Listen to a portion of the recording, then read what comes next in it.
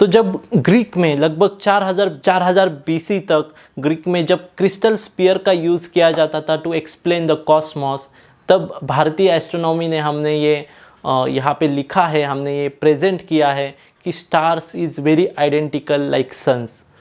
Means sun जैसे ही ये जो स्टार्स हमें दिखते हैं वो सन जैसे ही है actually, but they have distance with earth. Means earth से वो कुछ हज़ारों कुछ लाखों मील या करोड़ों मील है दूर, बट वो सन जैसे ही है। ये हमने यहाँ पे प्रेजेंट किया। हमने प्रेजेंट किया कि अर्थ जो है ये स्पेरिकल है शेप में, जब वहाँ पे एक्सप्लेनेशन था कि अर्थ जो है फ्लैट है।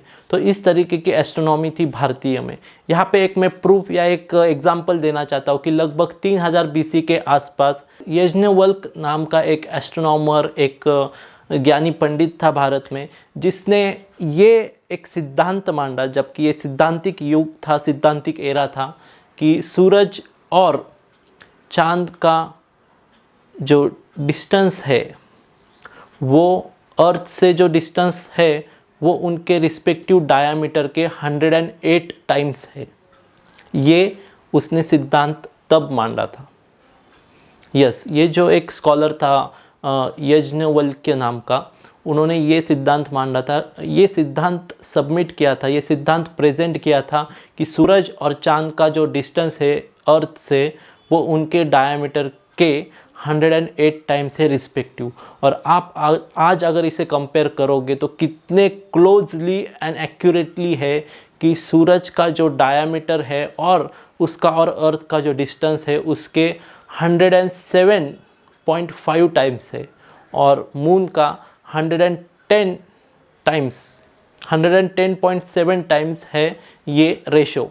तो इतना सटीक नॉलेज, इतना सटीक प्रिडिक्शन, कैलकुलेशन भारत के एस्ट्रोनॉमी में किया जाता था। और इसका एक ही बेस था कि भारत में जो गणितीय प्रगति थी, गणित की प्रगति थी, मैथमेटिक्स प्रोग्रेस था, वह वैदिक मैथमेटिक्स था, और मैथमेटिक्स का यूज़ करके हम थ्योरम्स, थ्योरीज, फैक्ट्स, ऑब्जर्वेशंस को हम कंक्लूड किया करते थे।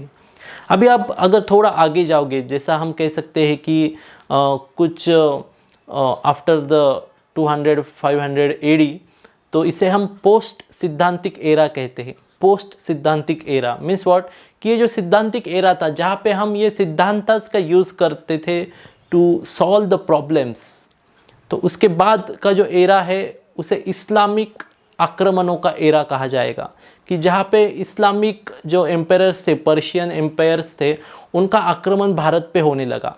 और जैसा वो आक्रमण बढ़ा, जैसा हम देखते हैं कि मुग़ल, देन खिलजी वगैरह ये सब जो आए पश्चिमी ओर से, तो उन्होंने भारत के ऊपर आक्रमण करना शुरू किया और भारत के अनेक राज्यों के ऊपर उन्होंने कब्जा करना शुरू किया। और उसके बाद जो है कि भारतीय एस्ट्रोनॉमी की जो टेक्निक्स थी, जो भी उनकी पद्धति थी, वो इस्लामिक एस्ट्रोनॉमी में, जैसा हमने देखा था पर्शियन के एस्ट्रोनॉमी में, पर्शियन सिविलाइजेशन में, तो उनके रिकॉर्ड में वो यूज़ करने लगे। और आगे जाके वही टेक्निक्स जब ब्रिटिश भारत में आए और ब्रिटिश लोगों ने भारत के ऊपर कब्जा किया, वो इस्लामिक लोगों की एस्ट्रोनॉमी की टेक्निक्स पूरे यूरोप में लेके गए और उससे उसके बेसिस पे एस्ट्रोनॉमी के ऑब्जर्वेशन, कैलकुलेशंस करने लगे। और आज जो मॉडर्न एस्ट्रोनॉमी आप देखते हो उसमें भारतीय एस्ट्रोनॉमी की बेसिस, मूल्स आपको मिलेंगी। तो आप यहाँ पे कह सकते हो कि भारतीय एस्ट्रोनॉमी आज भी मॉडर्न एस्ट्रोनॉमी का बेसिस है दोस्तों। तो ये कुछ हमने देखा एंशियंट एस्ट्रोनॉमी के बारे में।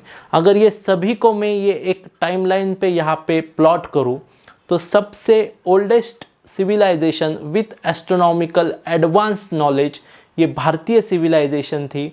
देन उसके बाद हम देख सकते हैं Babylon and Egyptian.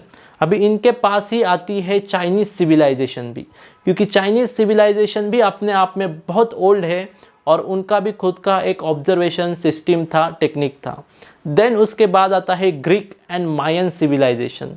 Greek and Mayan civilization timeline के मीन्स थोड़ा आगे है। देन उसके आसपास ही पर्शियन सिविलाइजेशन भी आएगा।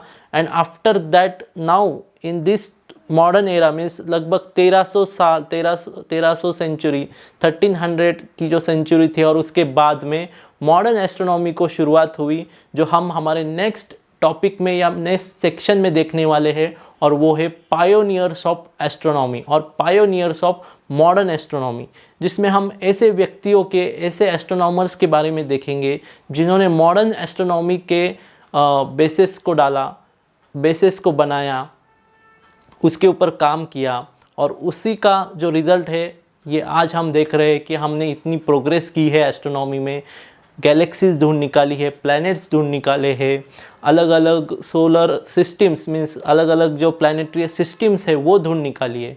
तो नेक्स्ट सेक्शन में हम देखने वाले हैं पायोनियर्स ऑफ एस्ट्रोनॉमी।